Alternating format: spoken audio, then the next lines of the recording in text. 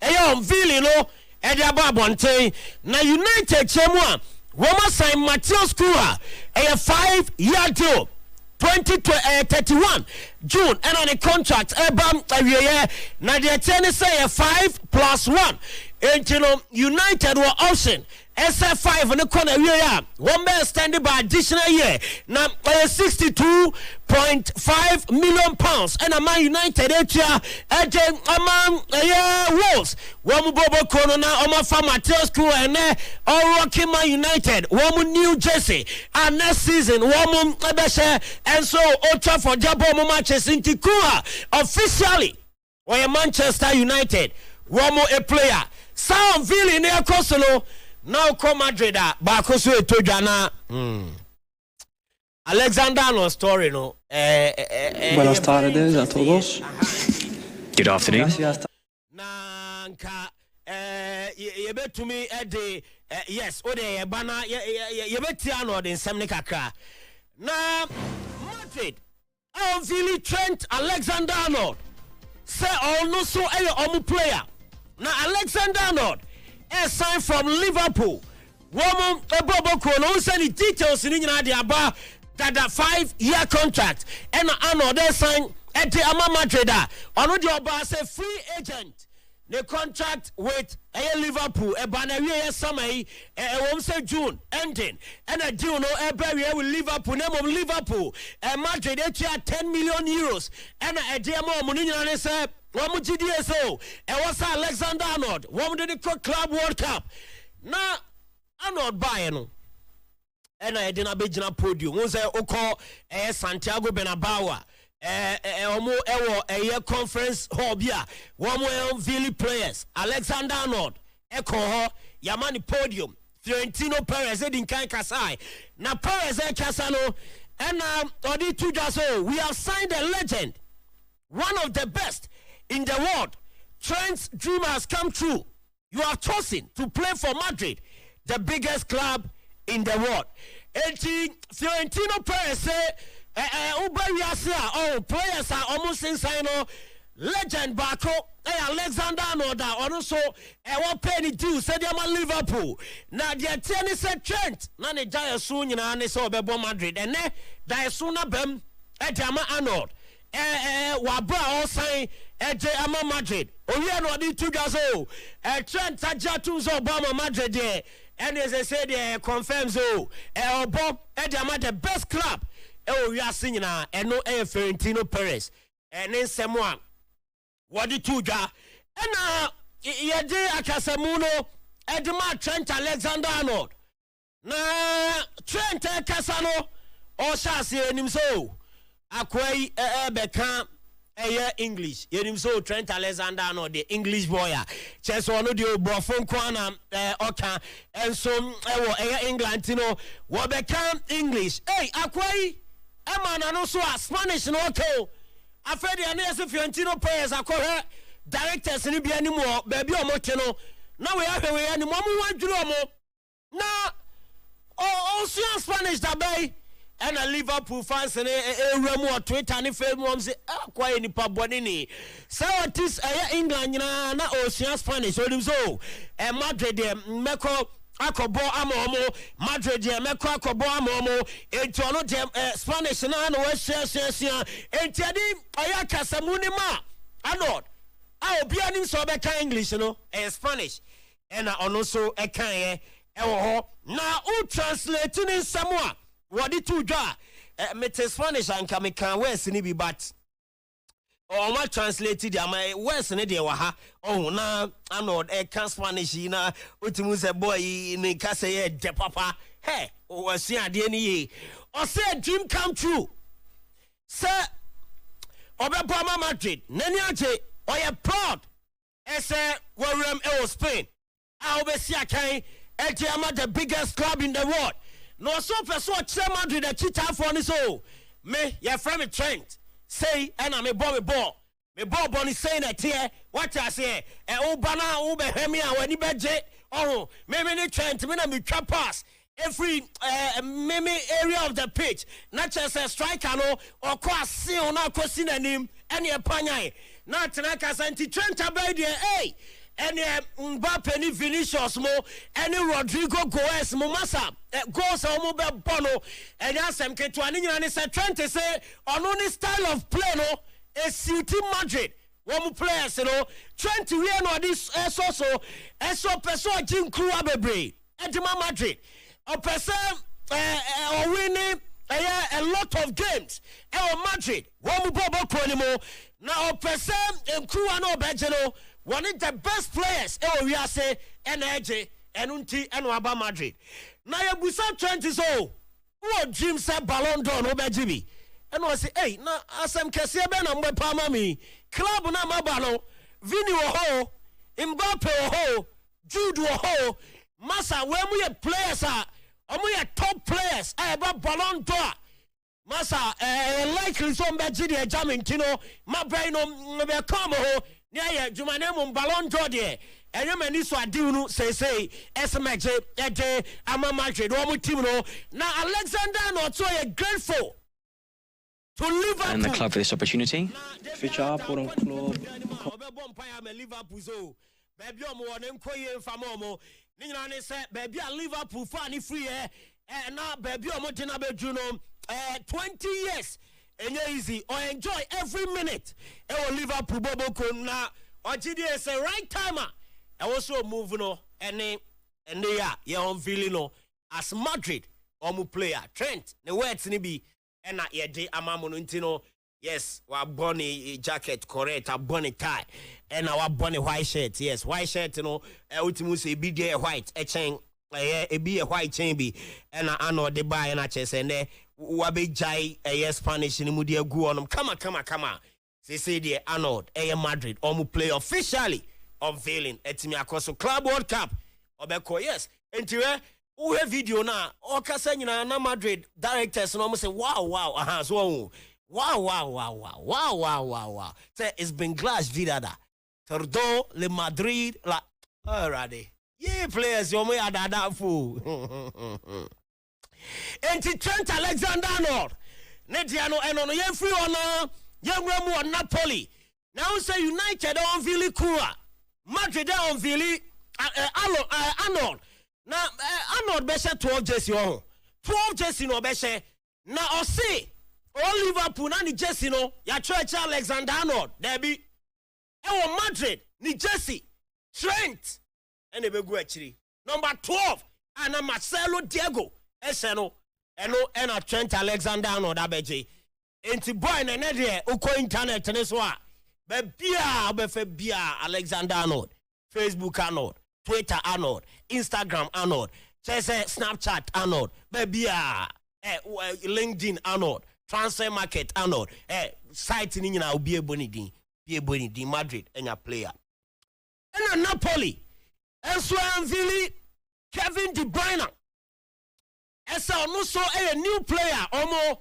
assign no and ama Napoli one team na and one so unveiling no e course so Naples Italy and Kevin De Bruyne and on Napoli president Aurelio De Laurentiis and so etia konyamu kama what born in Napoli shirt ora so born jacket yes cream color acha say odi bibia toto so kama all smiles on say aware no e sha say adede afebe dru baby na kasakasa bemonteno we no ye Kevin De Bruyne one also name Napoli one team no so dia eba eno no win himself Victor Gyökeres yes here we ne directors of Arsenal and Victor Gyökeres ni agent when a secret meeting sani ebekano yes so machia editing koma a secret omo shani musenka ombetime din koma sakrana omo ambeki bid be official e dia ma sporting CP eso omo per Victor Gyökeres a secret meeting and also etime call so e was sporting any Arsenal one bobo kolo asiye Tottenham Hotspur and so I confirm so one name Thomas Frank we as I say what be the new head coach at the Spurs one more team no now the tennis best 10 million pounds and a Brentford AJ free space omoha eno AJ free ho eba uko AC Milan one more ya report eba ne say Milan pushi Sam Alexander Zinchenko one benyano AJ no free Arsenal one more bobo konime no so AJ free ho by ne enwumre AJ mamo ewo ejumade ne so na me ko FIGC Italian Football Federation uko Federazione Italiano Gianco Calcio one president Gabriel Gravina now say Luciano Spalletti o masakeno and bimubusa so na new coach in the club adabe Gabriel Gravina FIGC president to say omu take it time no ma decide coach one de beba or say it's not a problem of names we must put together a project. And the FIGC president your coach is there. Thank you, Benya Bebre oh Nemo menye didn't know a project na person and who coach and I was here fam and the Italian national team one go so coach obeba abeshe Luciano Spalletti nanaya and also Ewon Semeba Leroy Sani Okobo Club World Cup e ma Brian every Sunday contract be June ending na ene or the letter 10 akoma Bayern Munich fans after so signed 3-year deal again ama Galatasaray Sport Kulubu. Now Leroy Sani say 5 intense years Munich. Why not doing so best start a new chapter next season. Now the attorney say or you're proud to say one also be say Bayern or just or say Bayern team the best and the biggest club Germany. About 200 and over matches. Now, about cherish titles or winning our Bayern. One way Bobo Konim or that club and I say, or that coaching staff I say, or so Biara or what Chino cry who no or Dobias any teammate and I feel fans or that Obibias and in so Bayern supporter. One more Edemano no so very grateful now forever. I'll be grateful at the Bayern Munich. Omo team no as a man opportunity. So I know soon see and for a moment Leroy Sani Krata Otro at the Bayern team no abra. One also a Joe Moakobo at the Galatasaray. Sending so as a club World Cup no Nyamia Dmochna and I expect say Leroy Sani ever joining the Bayern teammate na tournament no ashasi weekend officially obo at the Bayern Club World Cup banner ya. Oko Galatasaray Tokai Teki now I got to aso eho yet in Crofon Cross on some no is still here live or Promise 102.7 here live Facebook Promise Radio 102.7 Promise Live Promise TV also hey Eddie Efriho Tino good evening. Good evening sir. Akwaba Nyamiadum bako na so Nyamiadum ikrem wa yeah. The West and every no. Aye. What's up, Gala? Gala team near San Marino and free audio of Ebru.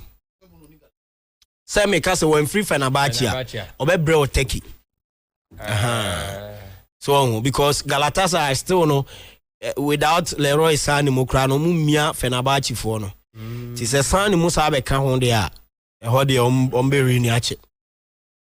More top players, wow. Yes, T Sani call. Na ano do adada mwache o. Ade. So te England na no sua Spanish obi anim. One piece. Ti ene ye bia de ne ma na enim so English boy de enko be kan brofo. Perez kra ho adwiri no o Spanish ne gum said e o free Spain ho. Ne kasa nyina e ho nyina. Introduction no. Spanish. Ti o call press conference no. And I ho ko kan brofo. As if Fiorentino Perez, Aquai. I say Liverpool for ne de o twiem. The time and mo yes on renew nyina no they are fan ho adwen a o Spanish or no come Madrid o. Ti ne was surprising Crawford pa. Was surprising Crawford. Aye. Ti ono so de e wo ho no. Okay. That's it solo. All right. Na yento so enfamfre this side. 4:30. Highway Sports. You have sorry exactly 6. Yes sorry ya. Na you the promise kasiye Eddie Abremu. Na ade. Nini din komo. Fanya. Shika. Why dey? I'm more fast no na. Oh yeah, you gonna make a chance o tu ya say awonye dey no beto no. Aw. Aha, aze. Wa foso ya dey man ho chire no. Now I'm to know for say I would dear Chris. I how to please Obi. Please yourself first. So auntie. Yeah, all you don't have to know. Sebia de na wo ye no hwa a wo ye de aboa nkrofo but di ka dwene wo de ho ansa sa I don't know when you're comfortable. No way. I thought I was for you now Jana you say now hey who don't offer the grano. Auntie. It is Robian shika of a Martinez time in your service. Next time in your service. Na we ever fine. A idea. And some no doors on say Gaka. President Cup no more organizing no. Lunch and no eba so ene. Interior no yebebo era ho. Near the honsem ni nyina etimi ede abremo. Afin so lawyer Safuduku akasa abromo kopie mo lunch na say operado 2 clubs ni nyina no. Communicators omo ye adwuma oni na obi ade nsem kakra atudwa ye transfer kakra wa ha. Ene ebeka wo fi asem rante bi ba kotoko. Ye de honsem nyina no e de ebebremo on se Ghana 2022 ye kopie mu wakata no aye kobo World Cup no sika na FIFA de ma Ghana no minister no o release scan bi ma Ghana Football Association se si anom so mo de koye project e wo pram ye wo honsem nyina wa ha na so mo de kosi hotel no de bi patcho ni hotel so mo de kosi rooms rooms na making 40 you know 40 bedrooms pram said be under 17 under 20 under 19 I said national various national teams ni nyina se blaster scribe it me ada hwa mana ya no mo akwa meda wono mu me hwa mo na ho on say e wo ma mo frɛ national teams ni bi mo ba for training residential camping no on betimi aye no ba blasters there I don't think say ho there bia beda ho ya ewi obia beda ya ni e ka ye bo hotel hono ye se ka ketwa over to bia beda menya sure ona wa ba obeda wo de na wa fa ya blasters omo de omo koda ba bi na eja bibia akoya ama omo no menya sure fa menya sure kra ehun scanner ba ho ehun scanner ba iti ehun sem na minister no ma GF no $2 million o me no pram yeah pram asasene da wo baby eno de nyantachi ya de pa se oje sa asase tam no de to no ma Ghana no we ya okoda me kaso akoda makwa e hoso papa se yantam we ne kana sase yantam o munsiki o mo ho ban wo ne o mo bo ho ban se ntina o se ticket e won say ye league no ne ma nkoye but e ba projects a oye bi di aboa Ghana football pa wokɔ hono ma se omo ye congress last year no se wokɔ ho a me say first pram rooms no enye enu bi ne ene rooms as in the players no and local blasters no say na still na no mo kɔ camping no rooms are na ho enye enu bi ne ene why renovation na wasi foforo why renovation no ana de wo se wo si bi ka ho no wasi bi aka ho pitches ne kra na omo ye training wo so no omo timi bo games anaju nyina e wo so wow project ne de wo ye what was akaji gogo na yes akase ye main eyina nkasa no Premier League no ebniema bekoye e de ama Ghana na bibia totomu de ya na ese na juma oba Ghana football as a football president ne de na wa ye dodo na but ye mfi ani nso nhwe project ne kakra o project so bia nka so ohia pa dabi na se wa ya eno no ya mommo na ba so ho kakra project no ne achieve ayi na ko ball no na ko wi ko project ni na wie na e ball no tete pan sama ye nka project bi mu because 40 rooms here omo be si omo so be campaign kra no se de be e ko World Cup e betimi akọ ye ntimi akwaje kra be ko finals ala kam onyansi na wa wanza waka zo beti area so se uye bibi na senso di bani aye den ya so di bani ne kakra na ka no be wi ansa mo nka se ye ma ne tete na no de be wi si so tete no ojaka me ba sa me ka che me wo fa se ojaka aye se oba ana be ma wo ne oba ti ana oba ne be mate se opese wo ne ujaya bibi bia be ya wa asase su bia anya ofe enya ne ene man tire sadio no man tire sadio unko shia be me bi oyo oba Abeba do ba no dia. Sha yo bema bo ma suban woni mu pa o. And the masu wa ka wi asem no. Experience ana. Oh no. Oh say ye tietie nkrofo nsem. Nti wo show bi na wakotwa na me awodi na wo me awodi. Oh, to first ina de na no break here. Na question be na obisa. Oh, nya say yes you dey wo na okopa de na bana. Ibusa. What clear? No one Language you use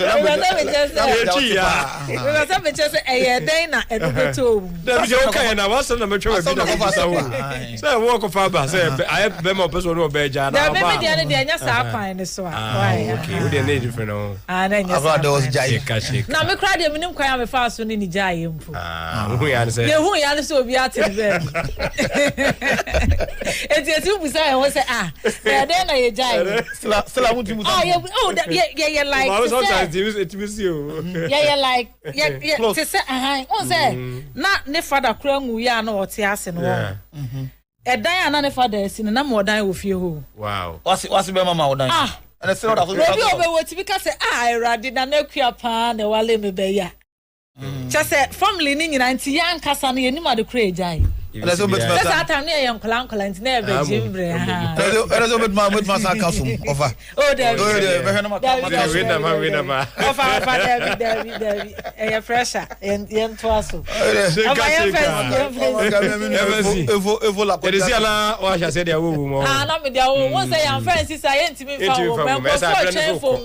Yes, very necessary.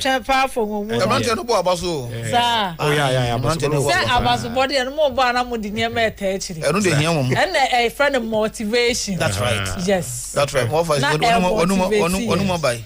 Some is a offer. No credit. I will see on the way of job. Offer we see on the way. Check a brand new day. Brand new day. Okay, so Brandy, I made the Diana make for make chairman for say a promise 102.7. And after so Promise TV Highway Sports and yat now konya so ekuchen sem no egu nkrata so e de baba sommo e o baby bia mo bi entita michuku e wo TV set no radio set no ni enjoy show no kopem se no nsia e be boy e be sorry nkonya so e de afrifia yes starting sem na ni e boy rem e wo the Ghana Football Association omo aso ye abra Ghana Blasters kopie mu e wo World Cup 2022 e course so e wo Qatar na omo koye no Ghana e wom say ni ya kwa World Cup anti na your favorite but niema anshada anfa ye free mu ye de betna fie ne iska wo se FIFA edema Ghana no e scanner baskana kwa di ministry no ensem de also mrema the Ghana Football Association omo de amo ESCO meeting na ba so a omo eche mo sika na omo nsa aka ne de ukopiem e wo pramprama asase no e da ho dadaada enti we hu hia se wo so mkota asase enti omo kwa si enei 40 bedrooms at the ama national teams ni nyina said the Bay residential campaign no omuko no muko piem ho ma na se players no efili gbanze oma dem no ma enjoy na bibia timi akoye e de ama various national team no because they say there tournament akawe ni mu nyina no ombe make sure say Ghana national teams no e kombetimi abo mo modern e wo ho eno ene de efi the Ghana Football Association asoye e de ba yambo remu e wo gaka asoye ye kan wo fia emre bia twam se sia no de gaka omo e plan se ene president cup e wo se omo e bono 6 July no omo e plan se beba so omo ko ene flash Jubilee House ekoye meeting na meeting no eniema bebre na kwa so president G2 mu omo green light no me no ka say de na lunch no etimi eba so ewo Accra Sports Stadium na minister no timi kopie mu ewo ho abra koye no ene watimi apa committee bia omo ene ebe hye no ma sponsors e de aboa na ene president cup no bibia etimi atotom ye pepepe na committee no eye Dr. Tony Obin and afen so Mr. Nathan Kwabena Anoche and Dr. Kofi Aban and Miss Veronica Kome na afen so Felicity Miracle Muka ono so eka ho bi na afen so Yao Sechi Aferi omo nyina eka committee ne ho a omo kohwe animu sekwan bias na also omo pe ene sponsors e de eboa na president cup no bibia etimi eye successful e wo 6 July a eda yanim no ho na ene lunch no e koso no niema bebre ene timi e koso president e de emagaka Mr. John Ansa eden sem kakra etudwa wada Ghana government no wada na se a wache ma wase eye ne de yie pa se wagye atum no mo akwanya no se omonko no omonko bo president cap no eye Kotoko and it has and ede ebebo ani. I wish first of all to express Ghana's sincere gratitude to His Excellency John Dramani Mahama, President of the Republic of Ghana, and his government for his granting us permission to hold the event after only 6 months in office. It has been Ghana's aim to improve on the delivery of President Cup each year, and therefore hope to make this year's event the best of the 10th edition. We therefore urge our media partners to do your best to propagate this gospel of unity that the President Cup brings to the nation, to whip up people's interest, draw them to the stadium as expected of you. Gaga has a collaboration with Suka Africa at Sports 20 in the area of sustainability and recently jointly attended an international forum in South Africa. We believe that our partnership is to introduce green football to contribute our quota to the government green economy as sports people. I wish to conclude by thanking all present for bringing part of this prestigious present ceremony. Okay, next no, and then Sama Gaka Chairman, Mr. John Ansa, Edituja, Abra Lunch no, Etimiko so, and area ya, Ewo Accra Sports Stadium, Lawyer Safuduku, Communication Director, Edema Kumase Asante Kotoko, Ochemasi, and Adia.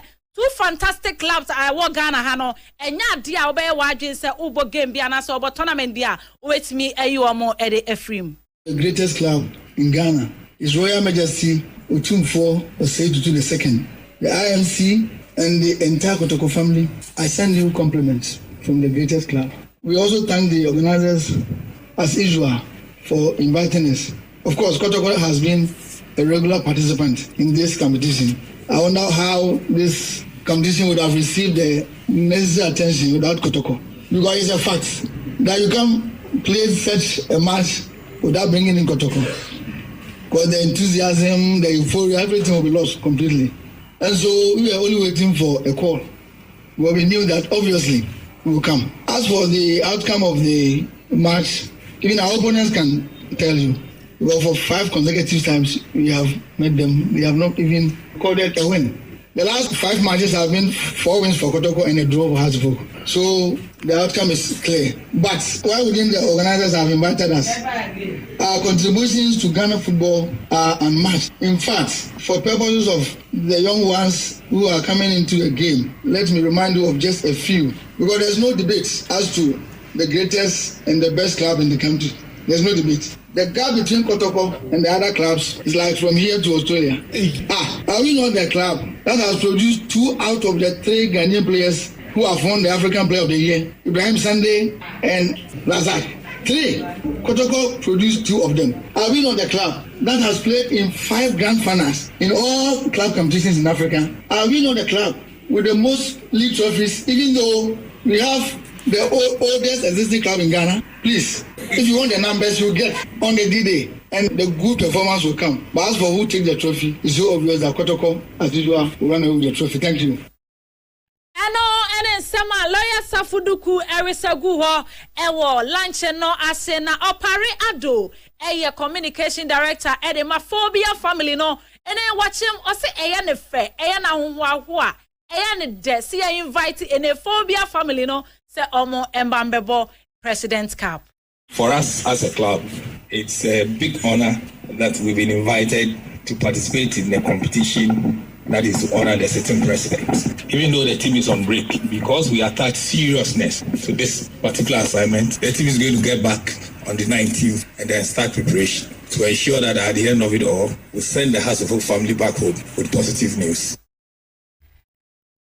Opariado na moti se ne wano so edene dia atuja ewo ene lunch no ase yansha nso se President Cup no baso 6th of July and a President Cup no baso ne omo se ne game no baso omo bie stadium na to akola wo panyino akokro abrantio obia betima bepiem wa Accra Sports Stadium no abebo na nani akonhoma no aba be hye ene Kumasi Asante Kotoko ene Accra House of Folk enti eno ene de ene every president cup no asye e de eba yen channel so say weekend so MTN FA Cup ho na referee sa ombegina mu ato ayram no omo de oma ba beto dwa ho referee obegina mu no eye Selom Yawo Bless ono ena agent na first assistant no eye ene Paul Atiaka ono ene Atimaka ono ene begina mu ena assistant 2 no eye Theophilus Akugri ena afei so fourth referee no eye Adari Abdul Latif ono ena ebegina mu na watu airem ede ama afanu ni enyina ewo eye Kumasi Asante Kotoko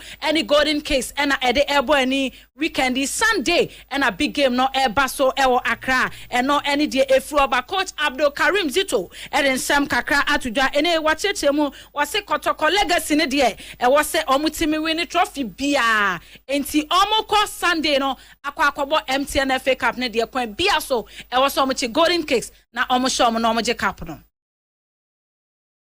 When it comes to football and it comes to Kotoko, what makes Kotoko great is the achievement, the job that makes them great. And one of the achievements is the FA Cup. I remember I played and won, and today we are going into it again. And for a period of about 10 years, Kotoko could not make it either to the FA or Champions League itself. So this is a big opportunity for us, all Kotoko family, to come together and rally behind the club to achieve this feat so that we announce Asante Kotoko back to Africa again. Aside even the name given to the competition itself in Ghana that Ubiano Ubiano, it's the name befitted the game, the competition itself, because all around the world you might see a smaller team taking out the bigger teams. So it's like the younger teams use the intrinsic motivation to play the game, the desire to play against the bigger clubs. They motivate themselves while playing Kotoko, while playing a bigger club. So that makes it very, very difficult. So seriously, if you don't change your approach and you do the normal one, you will fail, because it is not easy, you will fail. So that makes it very, very difficult because you lose nothing. We beating them is nothing. But if they have the opportunity, it's something. It makes them great, it makes them this. So that is the most difficult part of the match we are going to play, because they don't care, but all what they care for, let's go and play and beat them. Let's go and play. And you will see that if they were to meet their own, they wouldn't even intensify their game like that. But because it is a bigger club like Kotoko, they want to come out and then cause some sensation so that people will trust them, people will do this. That competition very, very, very difficult. Not only in Ghana, the whole world. So until you play and finish, you can't hit your chest and say this or that. Executive producer nese eno ene dia efri hono ma eba na wakasa dia funny player Samba O'Neil wasi abrantia no ohun ne so ball bokra said the abrantia ne say the type of player abrantia ne no ohun bi da oye committed ewo ene ball a wo bo no emu yenti nsem o kan ye edifa defender Samba O'Neil ho. Samba has the attitude that boy is having. I think there's nobody who has that attitude like Samba. He tells you, or he behaves that yes, he's here for business. He's here to play football. No matter the situation, he's always Samba. And you can see, no coach will not like somebody who has a lot. I joke with them all, and I'm very happy if he's fit. If he's not fit, there's nothing I can do. I seriously, to me today, when you want to ask me, or you ask me who is the best player this 6 of matches I come to meet, I'll tell you Samba. Even the small period I've taken the over, the attitude of that boy is fantastic. The attitude, in fact, but in terms of play, I've managed some players you would love to see, but the attitude is stand tall. That he's ever ready for every responsibilities you give him, he's ready to work. He never say no to the responsibilities. This is professional attitude. And sama coach Abdul Karim Zito Erituja efa player friend Samba O'Neil ho offer tnasiye na yemfa ngoma wie na yen sorry so na omun take over in free honoma offer yembo shi nkopie mu ewo Accra House of Folk omaso ye me na o ka say no unse beto dwa season ende ye no ebisi e bepam coach Abubakar Watara ebi nso se yama ntina sesi a wode house akowura mu top 4 na board ni chirema almost say I had Diamo pa offer. I get din am papa say omo take decision so omo be pamo coach Abubakar Watara and sha na Watara no watena has a folk team ni mo no wasa to aso because on say oba amre bi no na has a relegation and oti di mo free mo and a season e end yes as a season from or the oma ba be ram e top 4 into omo ma ne tena e bia na season ne start here with team the house agi league no in se sia ne sack ne de aye diama board ne pa emukra chemienu a still na no mugusu atwe huntonto enti na ese no ene de awie e free house aso ye e de eba ya beka ofia se Zakaria Fuseni se sia me no ka say oni abrante e fe no Walid Neema omo contract with Kumasi Asante Kotoko de bibia deal ni nyina bibia asosi de awie o ma sign contract bibia awie se sia omo share ni mu se free sasamre ya kopim so bebo MTF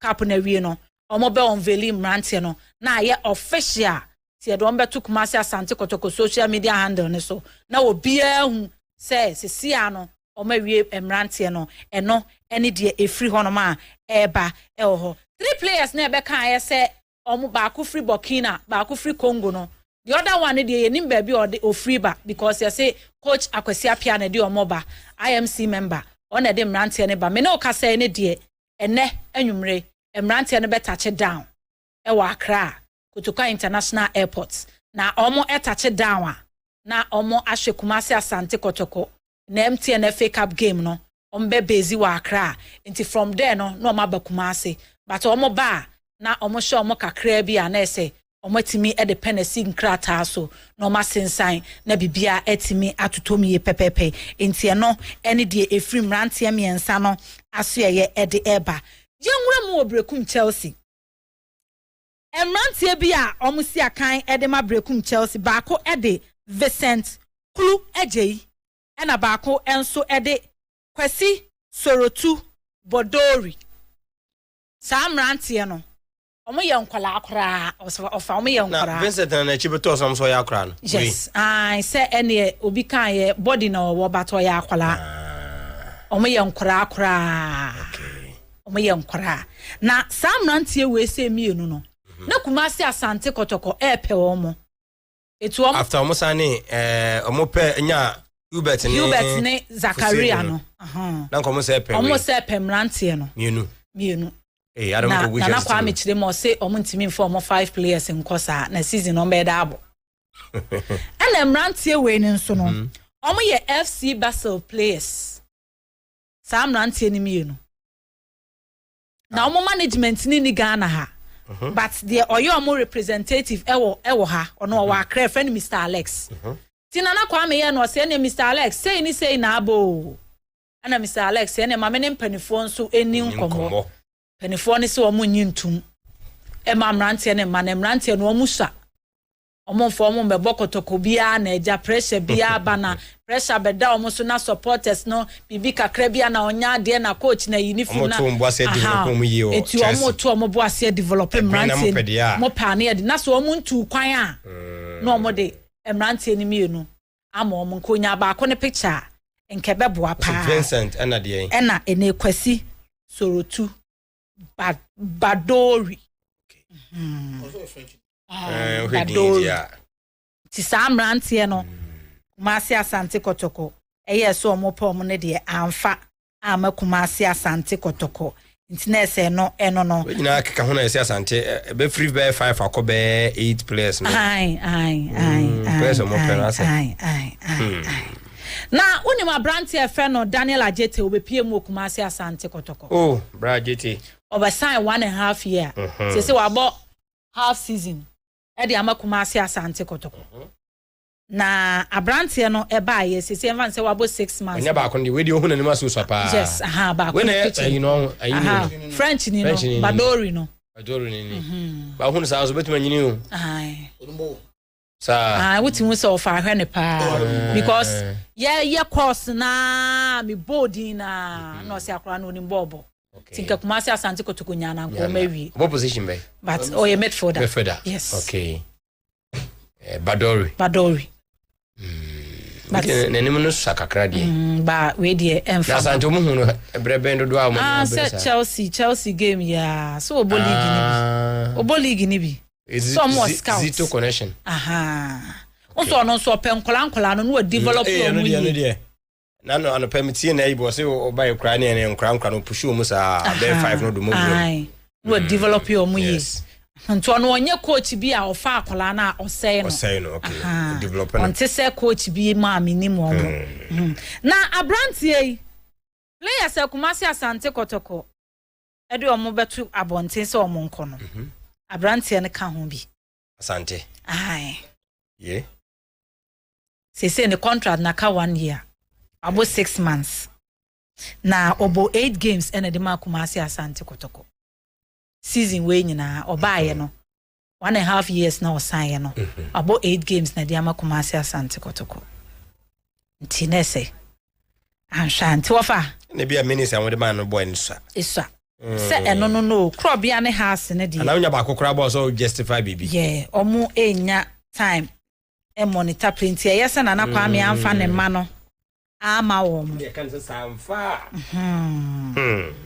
asemara jetu eduafa ye de asi ti ya ba sore so na eja ebi ka ho binum so beko ebi mo so beko se de enya na wie ni ti enya na 11 ni 22 ni ye de abasa ti e ombete no ni enya ni nyina ni ye de aba ansa na omo de aba obedi so mahwie ni nyina ama wo amaye iso mbo Sunday ni wie se no de sa na ya na mo wie da ho mo wie da ho wie ya no de ahwim ba wo se udi enim kra wan ne kra wunya na ya na edi yon fa se ayi de wan santi kwa no no beko ono de kwa ai ana blame so beko blade no blame beko se o dia a chopa wache to manu kwatra US na ko wese mon ko ye adwuma kakra na eja nya pe kakra na bibi kakra because blame ne madoso ne madoso pa ai ye fancy ofa na waka wo war na opere ho ako ne madoso ne ma how do mabasa siso okay awon be say omun ni bi kro benya be 3-4 okay at an age okay yes and so of an age so young man say play supposed to be 32 makra na minimum 33 oba Kotoko yi Kotoko wo oh yeah oba hobe wo oni bi o de ye fancy shika I'm very sure it was some money ko US no me fuaso enti play ko na dollar no nya $100 o de ba Ghana say na ase niam aye basto na ye bebre shika me na wasi what over me na wasi na yes Andrews La Liga akwa watching the show live from Asukwa Yopo Cleaning Ventures. Highway Sports is live, but when will Ghana football be good again? Andrews La Liga Aqua, the message this afternoon. Was it tell Real Madrid to buy all the best players, but Barcelona will humble them. Fleck will use La Masia players to humble them. We a year. Afrani Isaac ni message this evening. Okay. Yenhwe na yemfa we enso so.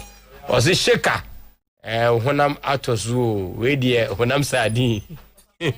Osi sheka honam atozu we die honam sadi. Kojo oben. Kojo honam atozu na so bibi nipa hia bibi o. We dia o hwe we die ne. Ai.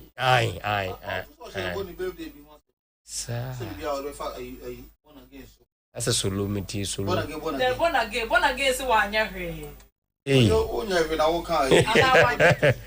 Oh, wa sha se busa we die so e bi ono so bobo ho kabina.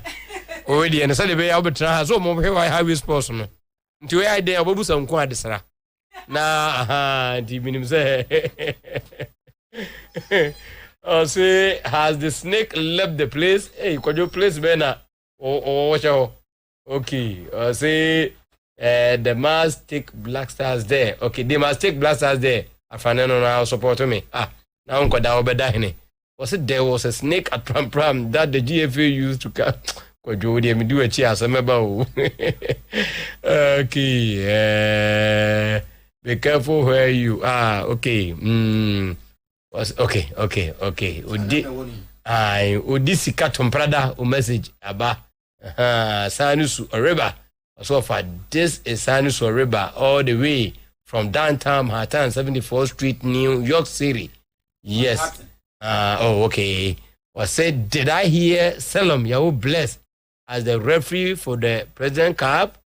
Rade or Asante Kotoko supporters should go down on their knees and pray hard without ceasing because of his biased nature and also one of the Accra folk inclined referees. Hey, brah, sir. Tino, the show is live inside Hamburg. Greetings to you all and my Kotoko family, DJ Richman and Ima, the mother Richman DJ, my Chiao. Please, where is Sheriff, formerly of Kotoko? That guy is outside no tono or banana and common uncle in Intino. I'm saying Kotoko de no any news no bimu. I get it here. Infamo Kotoko. Okay. Akomia? Over. Okodie. Adum. Yeah, cry. So like the guy no Busano say Yahoo bless. I was asking the same question, sir. I didn't say Yahoo bless because of I guess Obudino. On the official that playoff match between RTU and Tachman 11 Wonders about a week or two. So that game no unse na me my dream no. Who say na attention was so no di ya bibia ye kudem no. E bia no so ka ho ne mpanifo asa de. Me that's not that was exactly what was going through my mind. So first of all, Uncle this game no. Maybe I was expecting say maybe a lot of other referees also be. But I say I'm for the good one good 10 deserves another. In that game, from what I watched and what I saw, he was on top of his game. Oh yeah, dear. Yes, there have been matches I want for both of them. But you're all blessed as a referee and that bad referee. Yes, I remember, I think Kotoko has game beer. Kotoko was no work since a lot of penalty calls are winning. That aside, no, we need a lot to say about him. But until some here on that game now, you know, and I want to believe say, those one will bear with me say, in that game, 11 Wonders, they qualified by the Premier League, you know, he was on top of the game, he did well. So let's give him the benefit of the doubt. But if we believe, we say, now say they see him was one of the potentials to get to the top. If only say or allow Daniela that's why number 1 matches do not know odi. Yeah. Team who say no ka ho na ma. Almost project say once I know akoye ne de yen san fa we nso ka no na ya hwede e obetumi de aba on board maybe be no ka ho na almost ade sa match no e de. Okay, you hear no. And I hope say you obegina ntam na the rules of the game no aye adwuma. You see, Asante Kotoko feel say a must win game. So utie nsema no pa na se obed eka we no to chira Dr. Ike Obaye no supported that call. The feel say for failing to win that game means he say that players no more answers to give to them. So going there, no, they know say they need to win. But I said I could to Eka no. The most pressure, more pressure on boys you. Well, Uber big team at any point in time there's pressure on you. I know that. Uber big team there's always a pressure. So another pressure shouldn't be a new thing to Asante Kotoko place. But we could to Asmana walk can offer. In such games, no, yeah, na a difficult. Yeah, na difficult because we normally say, you say, Abu John Funu was so kind. You see the point? From where free anybody do no, they've already done enough. A Division 1 club. How often who's a Division 1 clubs do this? I call this finance. You can count. Diana, your friend say Nania, if over right. And I think Oko United and one team is a boy. And also, apart from that, for all those years about FA Cup, there has been Premier League clubs. You see the point? It's a Division 1 League club, ever be drew her. Already who say, why Juma, why are they? And playing against Asante Kotoko is another motivation to them. May have the opportunity to play Asante Kotoko. Don't forget, they have at the back of their minds. Yes, sir. Yes, how to focus work. Your quarter Maliku carry for free. These are opponents in any day opposite to Asante Kotoko. So the name of Asante Kotoko is big. But they see the players say almost equal to those players, no? Because we are talking about Zakaria, Muni, those players and Apadon Mubodina. These are at the point in time almost taking Ghana football by storm. Zakaria Mumuni, remember.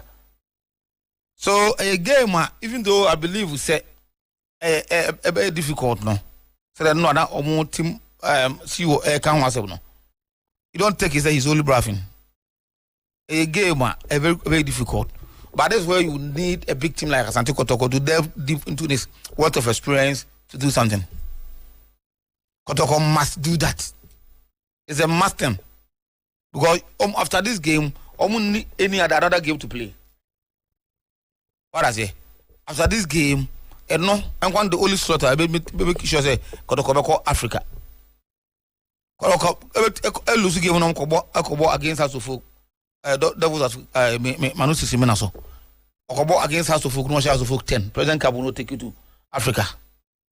So the obviously what is here, anything Kotoko we at least another passage to Africa. You see, I think is that so here the management no preparation. When they've started even preparing for Africa long ago.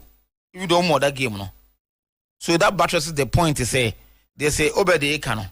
Now Dr. Akibeso ebe task no. It is a no Asante Kotoko supporters everywhere. I win. So y'all blessed being the man in the middle, no.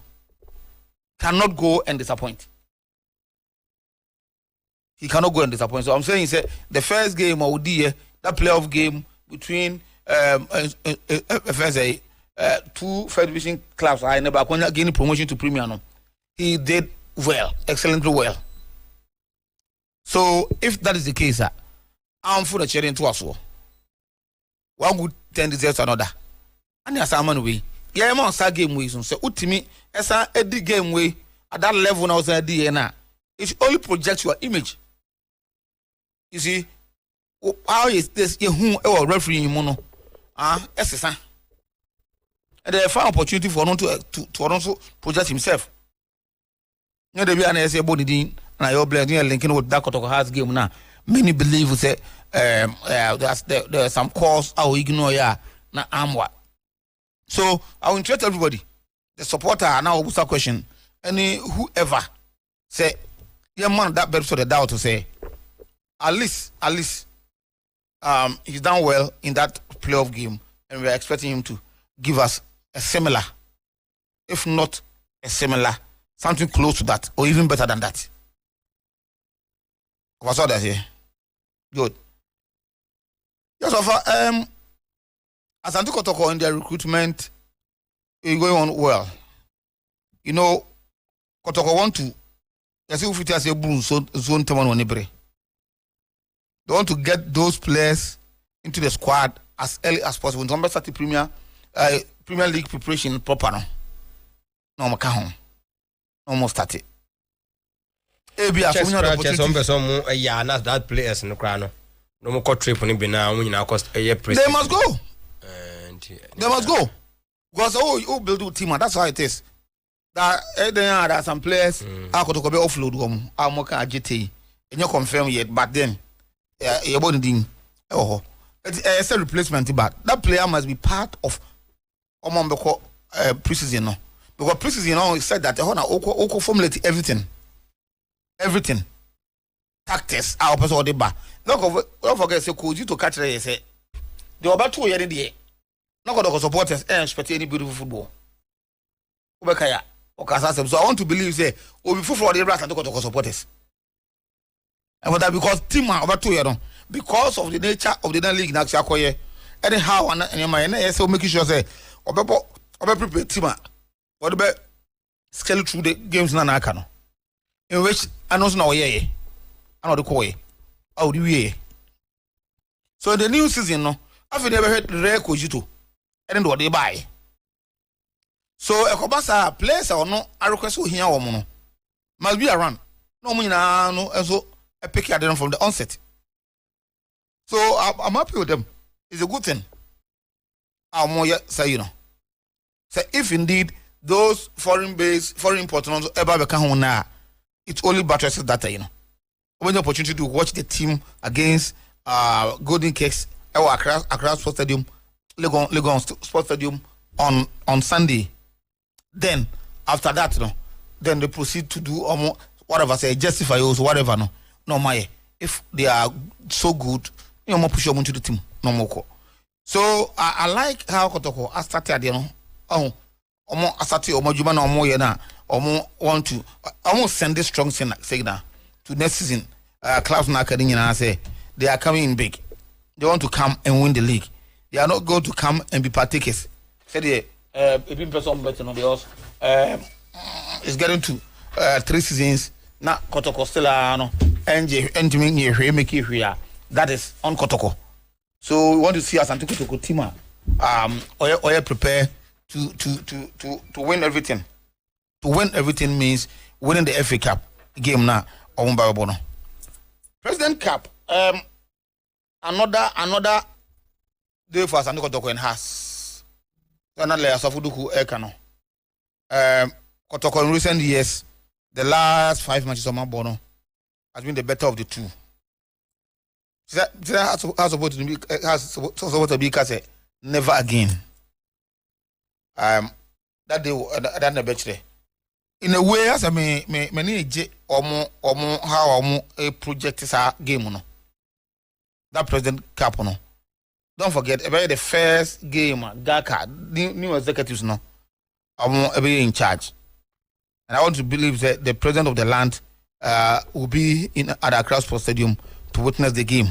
Administration. Yes, administration. You see the point. So I'm looking out for that arrangement now. I said previously, na you say we need Albania say who particular Albania say, but this time around the Manyan say committee among sponsors, and that is why I'm happy good. Because your opportunity is me. I only say you're planning ahead of time, no, and then I decide anybody. Present, most of the games are I think the 6th of July. Okay, 6th of July. So, also what planning? Would the committee at her? You sell the idea out to the potential sponsors, right? In such games, no. I said this Cabri club. Now make it me say so here playoff game on boy between Altune and Tachima 11 one day, sir. Now me liking that playoff route to that of what happens in England. Who said the championship playoff? Sika win an Indian, and the Premier League or Dionia. And the amount for discovery the most expensive or lucrative tournament. Championship playoff no. In England no. Omo bo ewie na first year first two na. Over the can say third position no. On omo championship playoff no. It's not third, fourth, fifth, sixth, 4 teams we. Third no. About third position no about sixth way na fifth and sixth Asia. No omo bo. Omo Asia omo me no about do be yin no. Na 2 games no be winning no. Omo be share finals. Now how almost selling that game no? And the sponsors say woman no. Even though a lower division no, I get the Premier League no, but it's scared man. So that was telling somebody say, I don't Ghana take advantage of that. What I heard that Tachima for every boy name, boy, the kind of attention no. The entire Tachiman want Premier League club or Tachiman, as well as Tamale. You know Altu Tamale. And if they decide to say, let's sell it such game, of I imagine they don't go between the but you not do anything. No more Bible. Because you come here, Nanka, I'll shout a moment Kakakra, would you be ready new season? If you are going for it, no more you know and also. Yesua bibi free the oya the papa. So likewise this President Cup, because you say every year over there's what you call President Cup. So they are. It must be part of the FNO calendar. FNO programs a woman. If possible, date graphics. They fix date now. You name say around this time. You know the president shadows and that you might fit at the show, but we say around this time the president will be around. I will be my baby. So from the onset, God cannot pick it up as a own project. And they will be doing a lot of promo, a lot of what have you around it to get sponsors on this. So the amount must not come from the consolidated fund, said from the presidency, as a bank who is kind of trauma clubs. No, such competition, preseason competitions, no, it must enrich the clubs. I say yes, you know. But the typical lazy man's approach, you are trying that minute. Now, President Kabebaso, Kotoko has. On the day I'm open because the woman say, Kotoko has now can't Ghana on the bigger followers, you know, Ubanian Papa Mababe. You see the point? But I bet my in such a way, say, it might not necessarily be Kotoko has. But other teams, every team about because a game, I promo now, yes, young market here, if you say, be better me, corporate Ghana, Ajia Tumuno, because it's about the president. Anything about the president, big. So when the corporate Ghana is so much say, yeah, they are, over we can alternate it, and yet the Bia Kotoko has, maybe a Kotoko has, it is an man. And so do you know, that comes when you be. On my bonds are because you want to play and just to honor. But to honor the president, all right, then you get something in your pocket and to an amount. You know, I'm beginning to like. They've started over the first say now. Omako launch this committee, Oma launch competition. You know, 2 clubs. No, Omo you heard Safu Duku or Kanasem according to history. Can Kotoko have Kotoko into the system. You know, House of Focus. So Kwame Parado as we can fine. Diakano, it is say committee na ya power woman. Into an among and making sure say between bibi. Ama tournament no, ama club ya kono say. What you know, say a friend or a few years ago, both Kotoko has from one to Chomo. Not to Chomo. Because you are any part of programs, any part of my arrangement, or on as a flower, if your other program be away. It was on person. So I like how much that is answer. Also, Badan Kofor can be including me myself. Say, every president, one of the guys. But then we almost such instances. You bet me I hear Judin. And you say any Jindi keke. I want to be pinching. And I say I'm going now. Sega kabiti me. I come up. Sure, Martin. Upon was if they are Kotoko players and they cannot beat this team. How can you call yourself Kotoko player? Hey, Martin. Musunya isa na wacha asono hazimu yo. This referee is bad. He always against Kotoko. Afrani Isaac. Say Obed. Hover. Baby Martin edi we ni ba no. Asa me ne Martin nyina oba bi fa ko. Asa me ne Martin nyina oba bi fa ko. On family name so also more top pressure na my boys no pressure more to my boys no over pressure tima washa has ne idea Kawela de okay washa Kotoko you okay ntina say o se no on say asem no obi anka say e yan chiatifo na asem no over yan say asem ne see obi anka say e yan kwala bi na Kotoko ne omogobo and Obian can say, straight away Kotoko show more. And of Obian can say, Bear for so. The air can say, Koshe. The found this situation be a Tarihu. You found this situation be a war and to say, the air can answer Kona Koshe. And Bayena Debbie. On say. And reaching a young apostles for assembly by. Oh, now young apostles for assembly by over. And young apostles on Guan. A woman on the day about one thing. say other clubs no ye nya abotre wuram ayin nsem wo ho concern sikasem a obeti bebre pa inti asem na etitafo na kan nyina yetiawa sa wo ba ha na wo de ne nte saa embema excuse bi abi so enim sa obetimi ama excuses wa share house ena ono obobo akra ho anti no ni nyina wo ho ena enim so betimi so football so a surprise wom ni nyina wo ho but ese saa ne o ma nyina no yentie de petia na se kona eden kona kwhye if the Kotoko players cannot beat golden kicks and you say a proper evaluation of the team and get rid of most of them me wanna me mijina we nyena and a one time match be now debut over these players have disappointed us big time of all say ani dia kwhye ogumupe imranti ni bi so atoto papa so papa ebi mo ho a moment me live up to expectations ni nyina se ni nyina ho enti yempe na wo yo waya wo de one kra wa hye wo de se penalties kra wa hye de hia na se fa kuru ane bre kuma se end of story na wa dan for less menu de no age campaign na obi otia on kanje chema le se metane chipa e o campaign na wa start o se boys na nsha omo ntwemo omo odi kan dia to dwa meta chema chi papa over this should not even be an issue. Over. But when man found to us so quite untreman, so mean treman there says so. I'm so mobile hiti boys no. Over boys ni hiti ni there. He. So man say golden kicks. I so remember bass na kosa. I say bass ni kosa ake. And dey be o me so moko. Oh, say dey be when nya bass ni kokwa say we the season e wie. Tinten ni etwetwetwem na. Over. I don't think it will happen. With all due respect to golden kicks. Asante na mo kanu. Amodru die hu say abu ana petre yo no dia wo.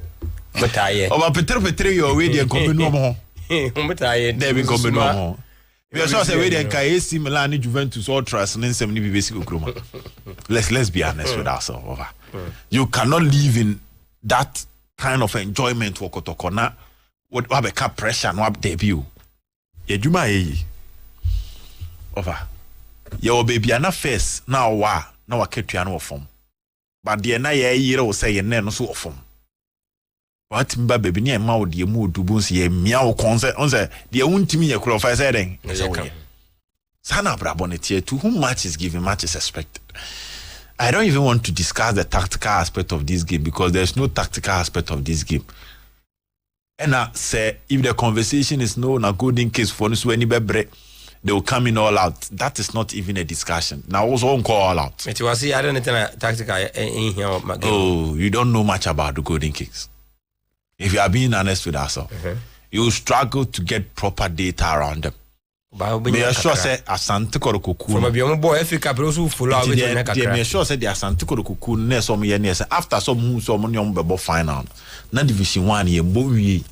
Ti e ho na sen ka wo po bi. Na odi o mo team na eden echi. Of match what me come on say because your ball FA Cup semi ni wie na e chire na Kotoko be ball dreams e be ball gold stars e be ball e be ball mediema e ko ball vision so almost 5 matches e be torso after say Kotoko e call final no into the when your man hwe kra no on be ball kuma say ene e ba ko e no mko ball e takwa. And now who saw na final, you should have started monitoring them. From the part of Kotoko there, I think they should have enough data about them. But I may make central for okay. Or if you struggle to get data about them, about them, which might not really be enough to form a comprehensive tactical analysis about them. Because I know, for instance, I was going through a year Omutimono. You can see familiar names when it comes to their lineup.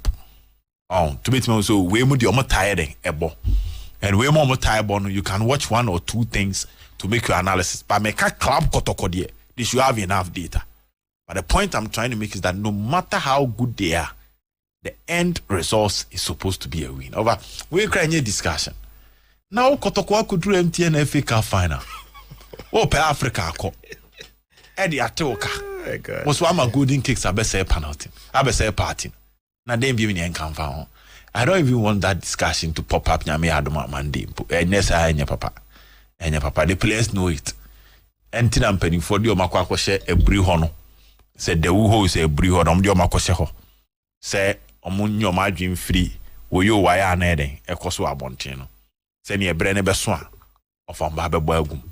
Na iwia na IMC no so nipa mbepa momo no omenya abotrapa momo na to other news some okoso nations so sir after it looks like coach Kasim Mengo is not really in it so that make ho se kwanya ba hye na ofiri so ho si fo ba na ne ma serious de na ma binu so the contract na ende Bash on Kasim. I mean, check it. Yeah, but what I know is almost and they cry and they we are nisa.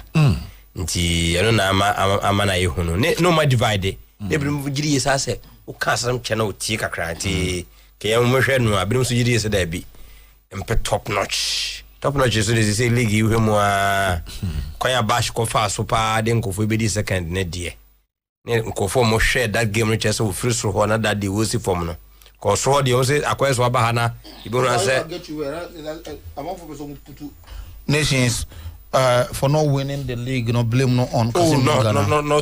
Not really. Me, person may say, I'm not the share coach, and they say, but na idea na before say season we bana wie no. Na come on over that. I say, oh, the contract we bana wie ye. Ya man ntwaso, and I enkopo before. The other near be divided, like say over there, cause aba news no no. And then I mean when the contract is almost about to end, and even on Sunday that's na kwani abash buy or need empemfo was who did in common be na o man renew amane dia umbetimi ene bash ewuran common.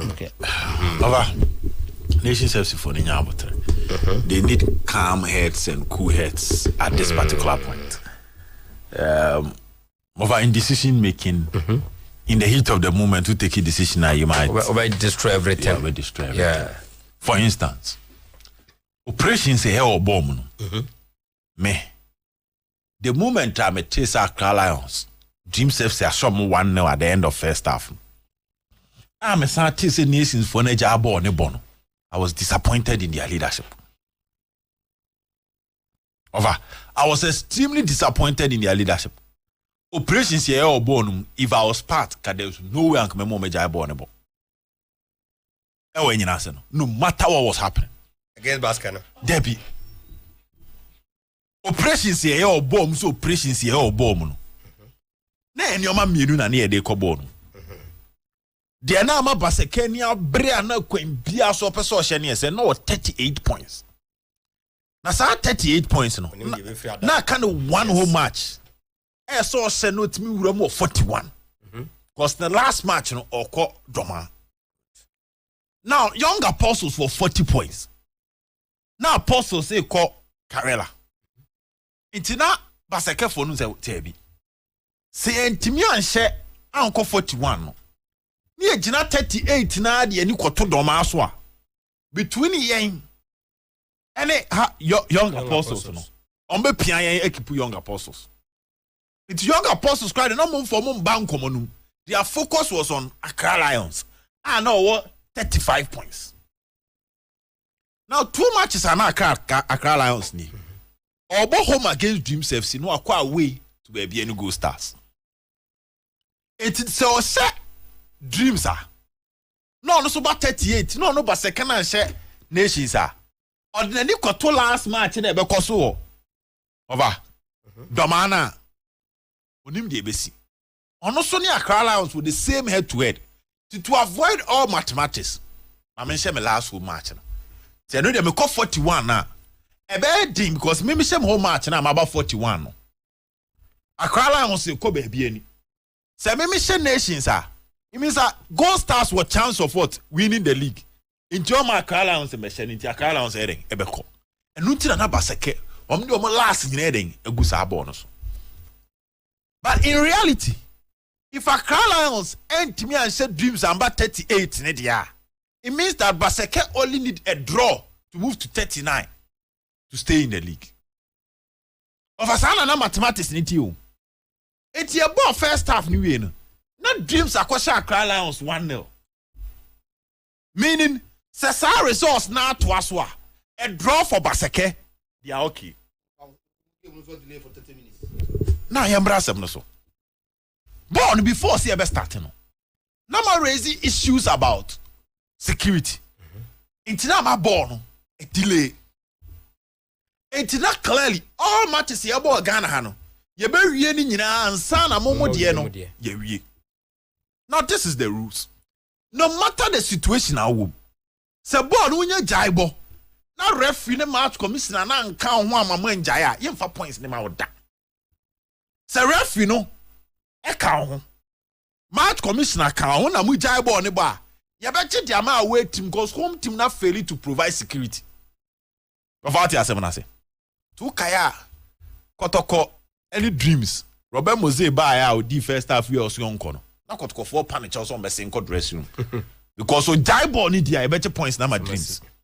Even though dreams were parking and so but still referee idea a club now who go home na semeding ebeto especially when a home fans no na dia ba Roma say him say home fans na dey bone enti say woni mranu ma now him from the red goal say the moment nations be free park no so I am bobo ni there's nowhere points near the be more because referee no that switch in a park and so tram was there mombra into that option was not a good option.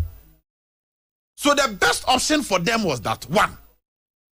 Either say over Mobet Tenasi. Bono. Mobet Tenasi. I'm here about first half near the no matter men can say MCU. I'm talking about what cool hearts be. Now operations are here Juma. Because that time nobody baseke for na kasa.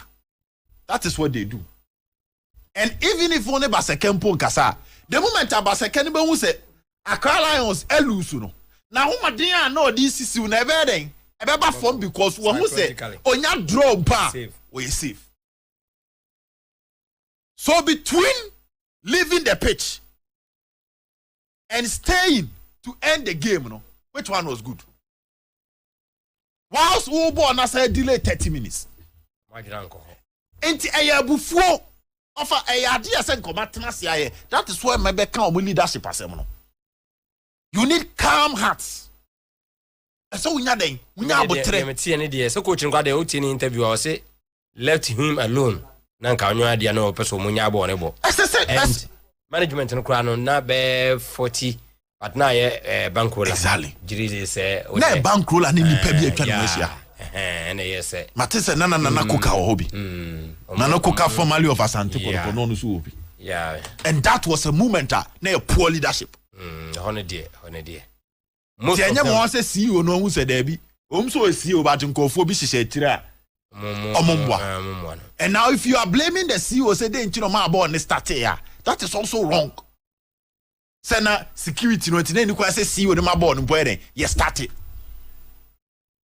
Because at that point no, now the SCA and some supporters matimi yi omo de omo call. You can say police station. Ntine de omo hia ya abotre.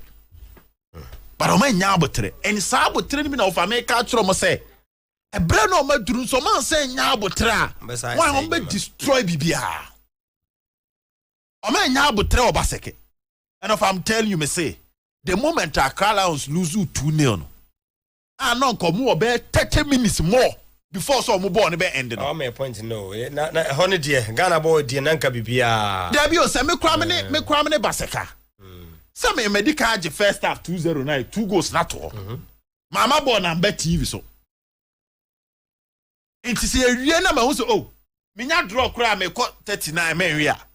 E ho na kese bu mpanifo e den. Musi form. E ho nya so say referee me ko so abu moko mu. Operations amaye yi e dia be duru hey.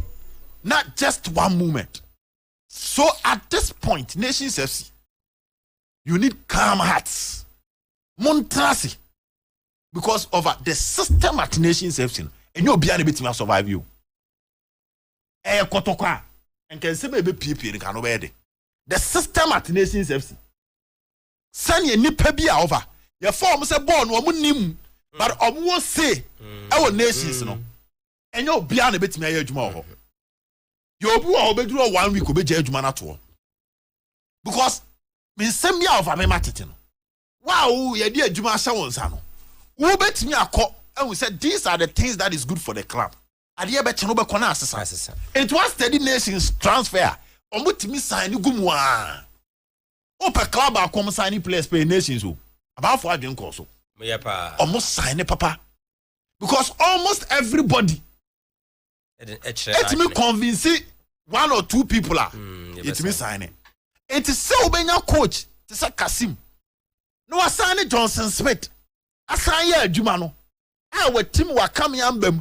No assign accommodate sa nyoma we nyina no. Enye obi a na be accommodate you. That is why I was saying say binum giri is based on sa de wo kan nyina no. Also manetna. Enti sa okoye bash. I am telling you say bash si nations ah. Ye oni pa bi wo ho a. Omo ya around that. Omo say unim boy enim code unim shy enim on end 1 week. Obejai bash so de. Onyom asem be so kuruma. Mo de code ya. And so your point too. Me say bash no more no. What the venture unless they are getting to a stage where they will transform their system. Be German say bash there. But someone transform our system no. No me your man say bash. I am telling you say he will not entertain certain people to him.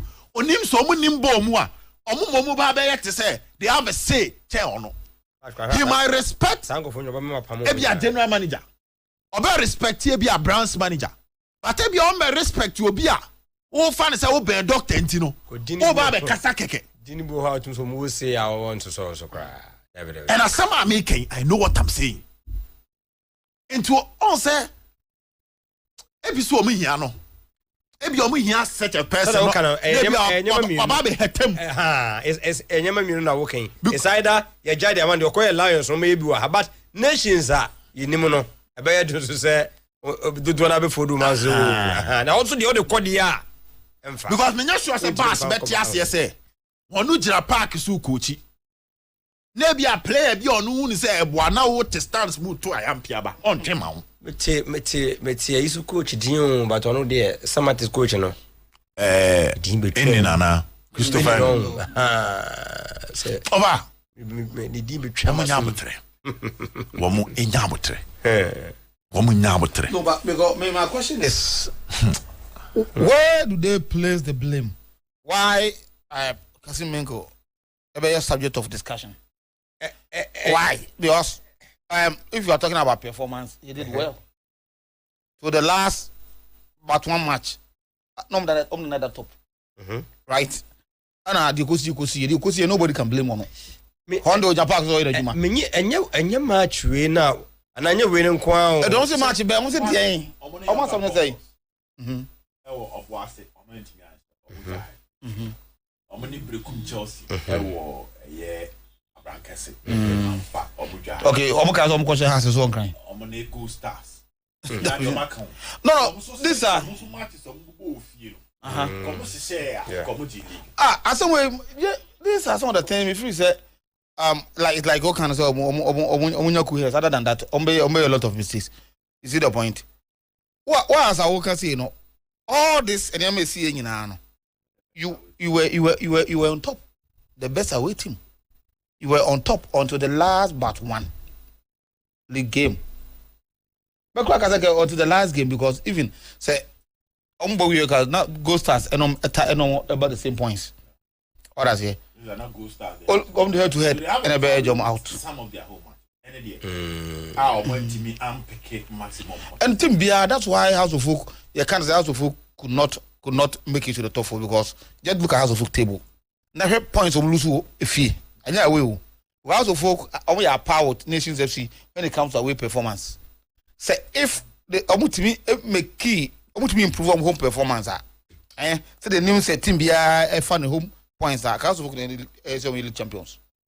But the points of Mujano of young Kwano and our House of Folk that will be day. I want to say Kotoko.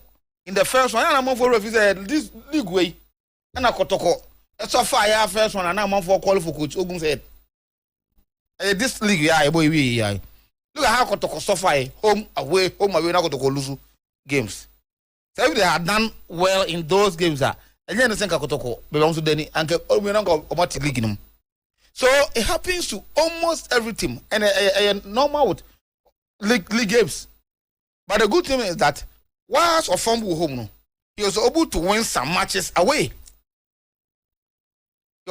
Some important matches away. National Munch has to hook that. To you say, Casim to us. Of course, Casim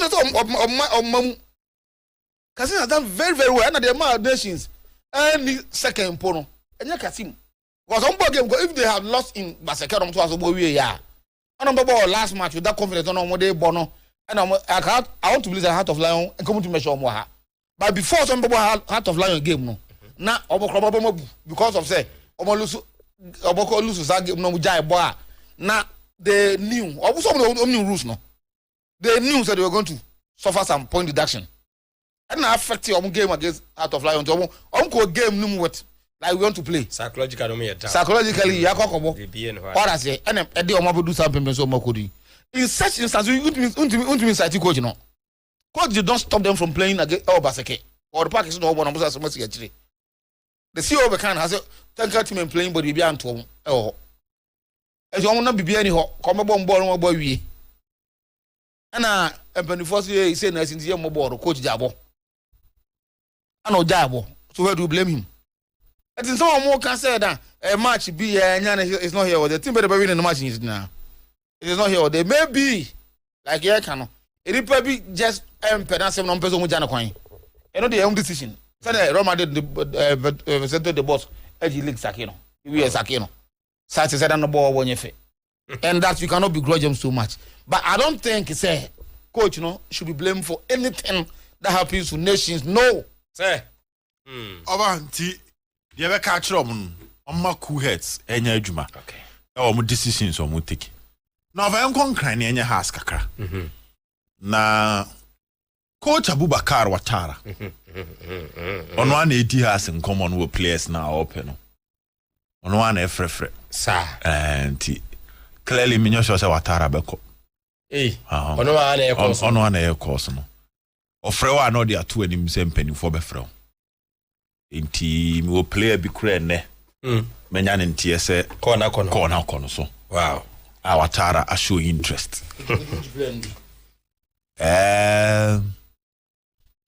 sa ogini disa ne bono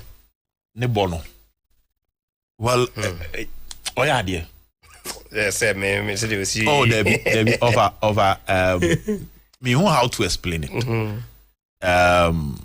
on say transfer ye dice kakra o and found the nipa ne ye baby a owo no oba ese o ye careful hype no e obi o how the oye for instance to say Benjamin entry ko house was I was emphatic say he's better than house keepers ni nyina just that Benjamin sorry Okon so better than nyina just that your matches ni bi o how betimi aye some elementary mistakes just that he is better than them of course wait me I could prove but me nyina nim say set or say ya de but set but not the air can any fitness issue so ko e hamfa set is just a season when you have no ko pra na di ni nyawo ana nye pra you know now on time bo match now therefore 2 seasons don't share that active okay I was there's a difference between fitness and match fitness and you know not all like that match fitness and the fitness in general I don't think so now condition wise you know and you have now 7 years say obian say set ya there I say set and may live up to expectation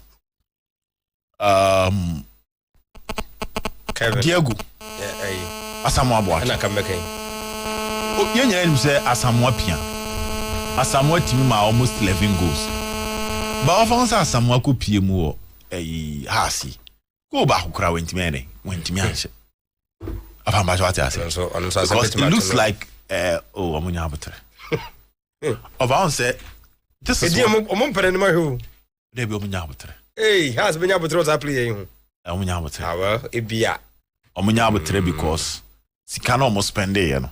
So some try some better so abakakra. Oh. Avon say the last time I make Emmanuel Sapon asem say when you are going to sign a player, you should watch the player for a long time. Asamoah Boateng, me kaine players miensa. Asamoah Boateng, Razak Simpson, and Emmanuel Boy.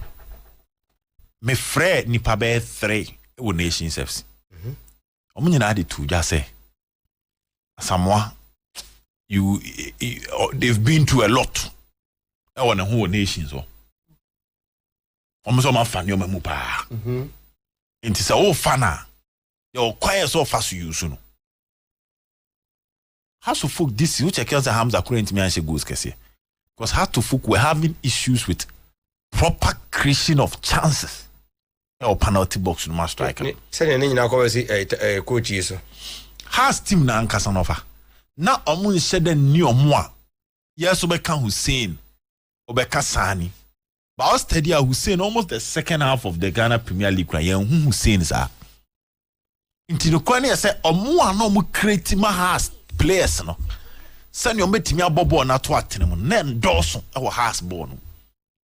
There were few matches our team has dominating opponent in the adwuma no. Enti with Asamoah Boateng, if you don't create for him to have enough chances ni go ni se ne be den dia mom. To study obi se Maulu ayo no atimi pimpim. Ebe penny de ehye no, otimi boy. So we check your house ni Kotoko Asamoah Boateng on ekotwi ball e free Asare. Frederick Asare inside share e sa democracy comes on no shares are good. Clearly net say a honey kwan has young fabo on in box. But there are matches are both has almost as Samoa with pretty free wings because Hamza all. And on both 4-4-2 so now between on Hamza no who the over 10 and who the over 9. And also in the middle of the season on man to quite kakra and also buy or the prayer e buy.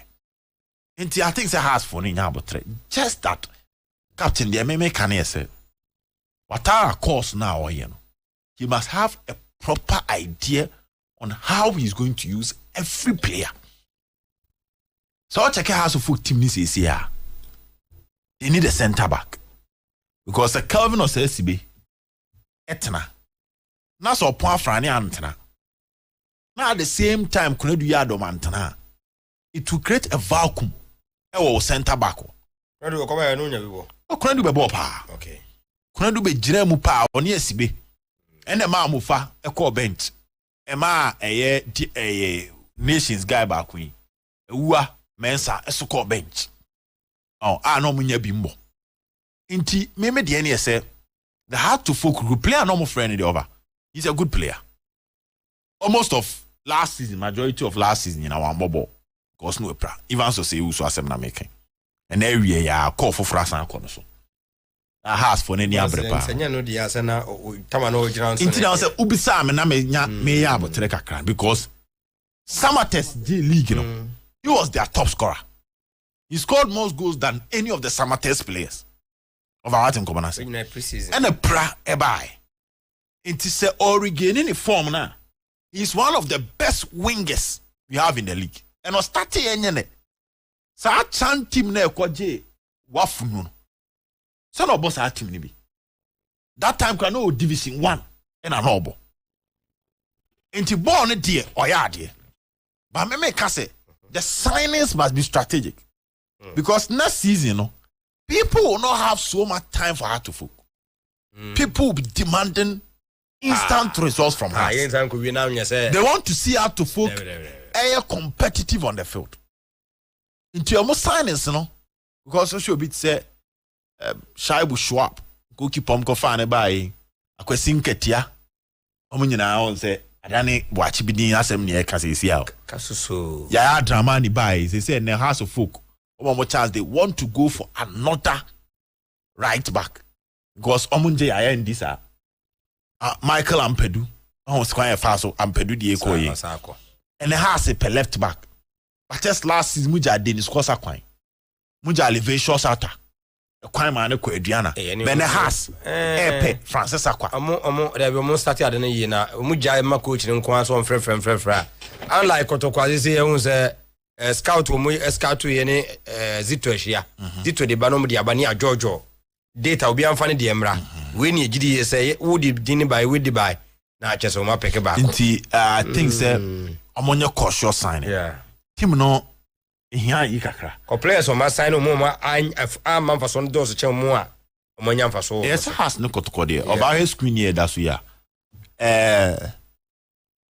number 30 no Kesubonten asem wono Ampedu asem wono Kredu Yadom asem wono Rafael Amponsa yehu ni ye what they say Emmanuel Amankwa why Rafael Amponsa nti they are players na so you left team no Ambozan ne 6 no on a ball omon finfin left Martin Kakeri okay ha Kakeri na meka no se Kakeri so yehu Kakeri na meka no nti na meka say omunya abotre Watara is making the Watara ni abre Watara per left back or per right back or per deputy goalkeeper for some positions where them say Watara ni abre or per central midfielders and Wako Legon cities Ali Du Mohammed they are not anything they do ebono once the last thing has gone ho aba na scanner na wo mo bon na wosoro it was hako back so nya na odin ba bishim left back no so Wako Legon cities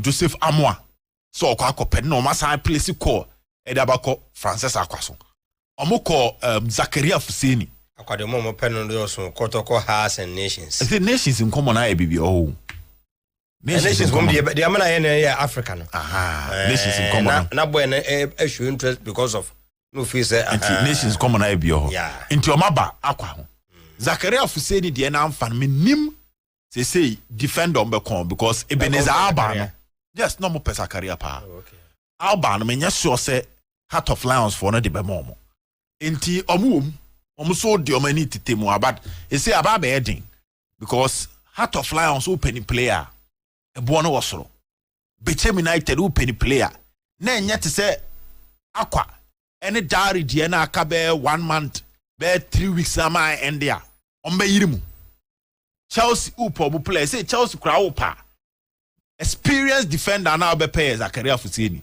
Fuseni so na eden aba Kotoko no Ebenezer Alban Heart of Lions it will be difficult to pay inti I think Watara muso check Accra Lions enye bad cause who pay team ba ko a omuso top talent cause Accra Lions wo boy be friend Ali Mohammed last season he was solid this season he was also solid enti omon custom net na white ebeye the amount of dinner because they say uko go stars awunya ebebre uko aduana ombebo bo uko baby ani a bechema ebeye den sama test so no aye bibia ho Steven Diu no onsu atre no so no that winger no has so any di akire pa because Watara hunu say so beefu up eye ne wings no so akwanso no opinion yes opinion on say yes Kotoko na fa wa lead no nti I had you ne de a has from common no ene di achi nti over class ni nyina ni abre yan hese ne no mebeko in due course of but I say Obed 0536 161607 0201 941461 0536 161 607 0201